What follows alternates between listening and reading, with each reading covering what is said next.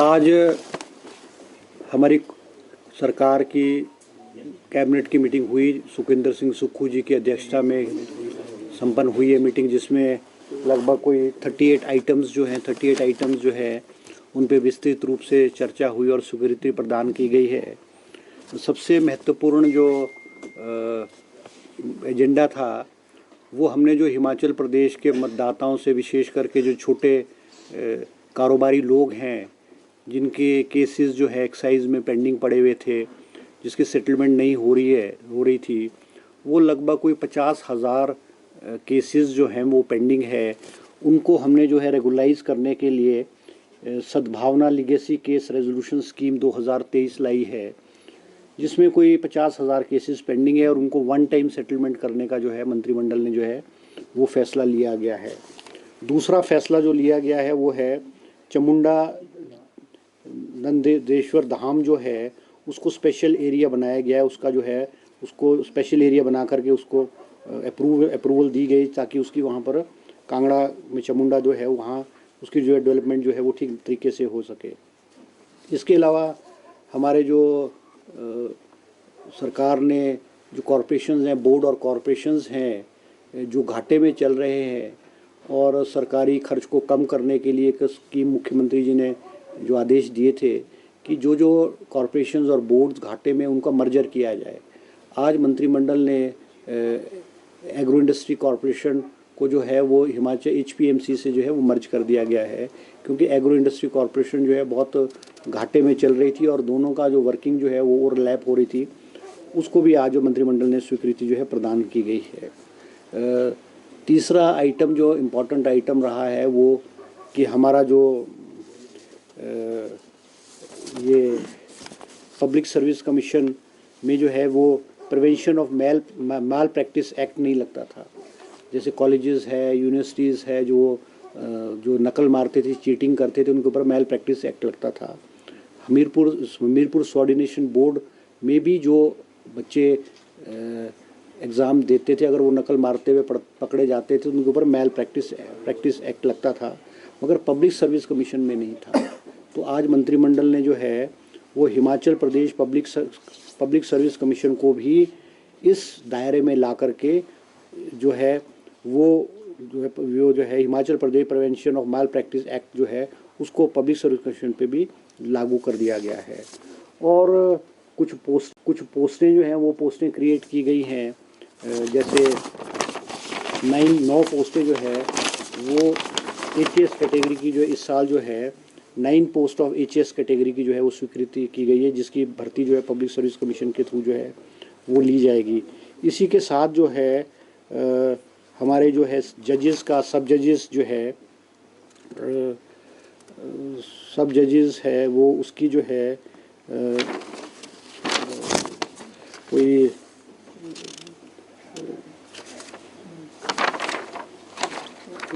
14 पोस्टें जो है सब जजेस की भी, मेरे ख्याल 14 पोस्टें जो है 14 पोस्टें जो है सब जजेस के लिए वो भी हुए हैं क्रिएट जो है कैबिनेट ने आज की है। इसी के अलावा कुछ कैटेगरीज जो है, जैसे किसी में RNP रूल्स है, RNP रूल्स की चेंजेस है, उसमें भी जो है वो की गई है। इसके अलावा जो है और कुछ रिलैक्सेशंस है, जो हमारी रोड कंस्ट्रक्शन की जो 4 लेनिंग है या नेशनल हाईवेज़ की जो रोड्स है उसमें जो टेम्परेरी स्टोन क्रशर जो लगने हैं उनको जो छूट प्रदान करने के लिए 3-4 जगह जो है वो भी उनमें रिलैक्सेशन जो है वो दी गई है। और एक रेरा जो हमारी अथॉरिटी है उसकी जो रिक्रूटमेंट है वो किसी भी एजेंसी के थ्रू नहीं होती है, तो उसको एक रेरा की रिक्रूटमेंट जो एम्प्लॉयज़ की रिक्रूटमेंट है उसको भी जो है वो हमने जो है पब्लिक सर्विस कमीशन को जो है ऑथराइज़ किया गया है। ये जो फैसला जो है आज मंत्रिमंडल ने जो लिया है जो हमारे बहुत सारी कैटेगरीज़ के जो लोग थे, जो भी किसी भी जो इंश्योरेंस पॉलिसी है, मेडिकल पॉलिसीज़ है, आयुष्मान भारत है या हिमाचल हमारी स्टेट की हिमकेयर है, वो उसमें कैटेगराइज नहीं हुआ करते थे।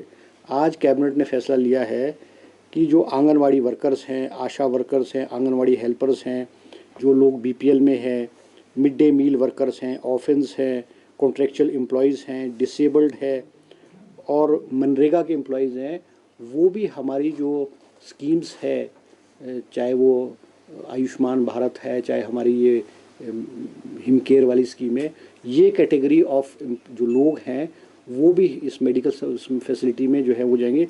इनकी संख्या लगभग कोई जो फैमिली में होता है, एक फैमिली में 5 व्यक्तियों को जो है वो ऑथराइजेशन होती है मेडिकल जो है वो हॉस्पिटल में 5 लाख रुपए तक। तो इसमें कोई हमारी लगभग 42,713 नए परिवारों को जो मेडिकल फैसिलिटी का लाभ है वो हमारे नए इनको मिलेगा। आज मंत्रिमंडल ने जो है इस पे भी जो है फैसला लिया गया है। और 15 पोस्टें जो है वो आयुर्वेदिक डिपार्टमेंट में फार्मेसी ऑफिसर्स की बैच वाइज जो है वो सैंक्शन के लिए भी सरकार ने जो है इसमें भी जो है आज स्वीकृति प्रदान की गई है। एक पोस्ट जो है असिस्टेंट डायरेक्टर ऑफ फैक्ट्रीज़, इसको भी क्रिएट किया गया है। और एक हमारे जो है central regarding proposal of MOU with the new central sponsor scheme of प्रधानमंत्री Shri PM school for raising India under central state share partnership. इसमें जो है ये गवर्नमेंट ऑफ इंडिया की स्कीम है। इसमें हर कॉन्स्टिट्यूंसी में, हर ब्लॉक में, हर कॉन्स्टिट्यूंसी में 2 स्कूल्स खोले जाएंगे जिनको कि 1,87,00,000 रुपया जो है वो दिया जाएगा स्कूल को अपग्रेडेशन के लिए, उसकी जो है इंफ्रास्ट्रक्चर को इम्प्रूव करने के लिए और टेक्निकल नो हाउ को इम्प्रूव करने के लिए। तो ये लगभग हमारे हर कॉन्स्टिट्यूंसी में 2 स्कूल जो हैं वो 1,87,00,000 रुपये हर स्कूल को अपग्रेड करने के लिए जो है वो दिया जाएगा। और हमारी है बेलदार्स है, 3 पोस्टें बेलदार की MC मनाली में जो है वो रेगुलर बेसिस पे क्रिएट की गई है। और एक महत्वपूर्ण फैसला जो लिया गया है जो बहुत लंबे अरसे से लटका हुआ था, ये म्यूनसिपल कॉरपोरेशन में जो ट्री फेलिंग की जो प्रोसीजर है वो उसमें जो है कैबिनेट सब कमेटी का गठन किया गया है। उसमें जो है क्योंकि जो हमारे जो 5 म्यूनसिपल कॉरपोरेशन है उसमें जो पेड़ों को काटते हैं, लॉपिंग है या रिमूवल ऑफ ट्रीज़ है, वो उसका जो केसेस है वो कैबिनेट सब कमेटी में जाता है। तो पिछले कई अरसे से बहुत सारे केसेस ये पेंडिंग पड़े हुए थे, जिसका फैसला लेकर के कैबिनेट ने कैबिनेट सब कमेटी की फॉर्मेशन की है। ये वाली ट्री रिमूवल एंड फेलिंग वाली जो है उसमें मुझे अध्यक्ष बनाया गया है और 2 सदस्य विक्रमादित्य और अनिरुद्ध जी को मंत्री है, उनको उस कैबिनेट सब कमेटी में उनको जो है वो उसमें शामिल किया गया है। इसी प्रकार से जो हेलीकॉप्टर की हमारे हिमाचल प्रदेश ने हेलीकॉप्टर लीज़ पे लिया हुआ है, उसकी लीज़ ख़त्म हो 31 मार्च को उसकी लीज़ ख़त्म हो रही है। तो मंत्रिमंडल ने वो उसमें कि भाई 5 सीटर हेलीकॉप्टर लिया जाए या बड़ा हेलीकॉप्टर लिया जाए, वो डायरेक्शंस दी है कि दोनों ऑप्शंस लेकर के, दोनों ऑप्शन जो बड़े हेलीकॉप्टर की भी और छोटे वाले हेलीकॉप्टर की भी ऑप्शन लेकर के उसमें से जो भी वायबल होगा जो है उसमें जो है उसको जो है स्टेट जो है वो करेगी। इसी तरह से जो है हमीरपुर मेडिकल कॉलेज में जो है वो 3 पोस्टें जो है वो जनरल मेडिसिन की, पैथोलॉजी की और रेडियोलॉजी विभाग में जो है वो भी स्वीकृति जो है ये है कैबिनेट ने जो है प्रदान। नहीं, वो तो देखो सरकार ने सैद्धांतिक फैसला पहले भी लिया है कि जो भी संस्थाएं पिछले 6 महीने में जाते हुए भारतीय जनता पार्टी की सरकार ने खोली थी उनको डीनोटिफाई किया जाएगा। ये सरकार का सैद्धांतिक फैसला है। अब उसमें चाहे हेल्थ इंस्टीट्यूशन है, चाहे एजुकेशन इंस्टीट्यूशन हैं, चाहे और ऑफिसेज हैं, वो तो सरकार ने सैद्धांतिक फैसला किया हुआ है। सर OPS का कोई एजेंडा है? नहीं, OPS तो हमने कैबिनेट ने जो हमने हिमाचल की जनता से वायदा किया था, हमने पहली कैबिनेट में उसको सैद्धांतिक रूप से अप्रूवल दे दी है। अब वो जो मॉडलिटीज़ है वो उस पर फाइनेंस डिपार्टमेंट वर्कआउट कर रहा है और वो एम्प्लॉयज़ के साथ बात करके चर्चा करके कर रहा है कि एम्प्लॉयज़ को क्या सूट करता है, क्या नहीं सूट करता। मगर OPS की सैद्धांतिक मंजूरी हिमाचल प्रदेश की कांग्रेस सरकार ने पहले मंत्रिमंडल में जो है वो स्वीकृति प्रदान कर दी। आयोग को लेकर आपने फैसला लिया, थोड़ा सा क्लैरिफाई कीजिए जरा। अभी मुझे उसके बारे में जानकारी नहीं है, तो आपको फाइनेंस डिपार्टमेंट ही ज़्यादा बता पाएगा।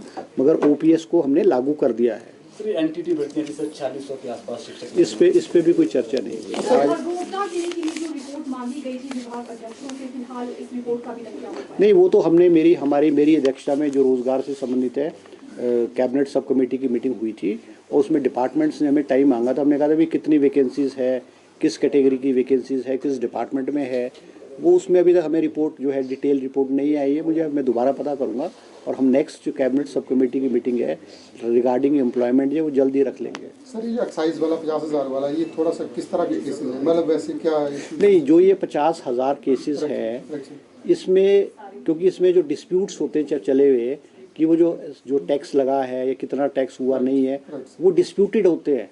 उसमें ये है कि भाई वो कोई किसी केस में पेंडिंग है, कोई सिविल कोर्ट्स में है, कोई हमारे जो एक्साइज के कोर्ट्स में होंगे, पेंडिंग होंगे, उनको वन टाइम सेटलमेंट करने के लिए हमने प्रावधान किया है कि उसमें हम अगर किसी ने 100 रुपये देने हैं उस पर हम जो है सरचार्ज नहीं लगाएंगे, हम पेनल्टी नहीं लगाएंगे, हम सरचार्ज नहीं लगाएंगे उसके ऊपर।